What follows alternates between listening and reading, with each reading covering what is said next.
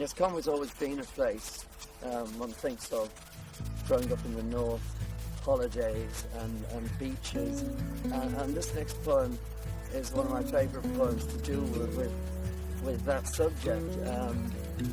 Over the years, there's a set of poems I've read for children since the early 90s, and the ones that I tend to remember are usually the funnier ones, the faster ones towards the end of the set. But this poem by a friend of mine, Matthew Sweeney, who sadly passed away a couple of years ago, is one that's always requested, and it sums up, I think, better than most, this whole idea of the freedom of what a holiday can bring to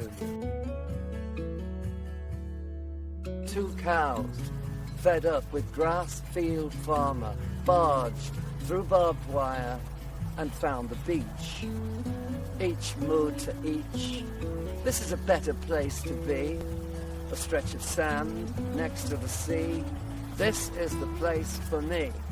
And they stayed there all day, strayed this way, that way, over to rocks, past discarded socks, ignoring the few people they met.